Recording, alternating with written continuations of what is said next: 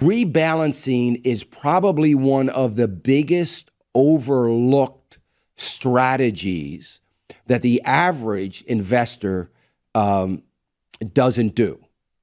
And yes, it's a very good strategy.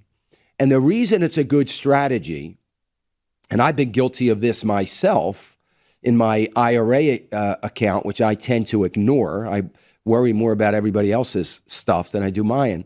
I tend to forget and I don't rebalance on a quarterly basis, at least like I'd like to. And here's the idea of rebalancing. Number one is if you believe in your strategy, you've got a good strategy going here, you say, listen, I've got 10% in, you were talking about Timothy, I have 10% in the Israel fund. I have 20% in the defensive strategies fund. I have, 30% in whatever other fund. You've got these things. You believe in that kind of allocation.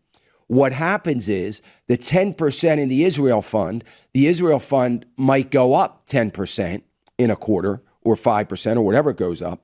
Now you're over your 10% allocation. So you need to reallocate that back to 10%. And the beauty of reallocation and rebalancing is that it allows you two things. One, to take profit. You kind of do it automatically when things go up.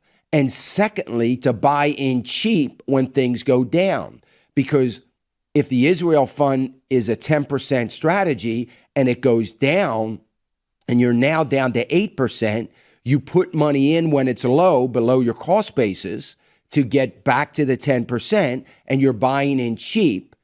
And all of that is a strategy that helps you in the long run maintain a profitable account. And if something goes down, helps you to recover in what goes down quicker.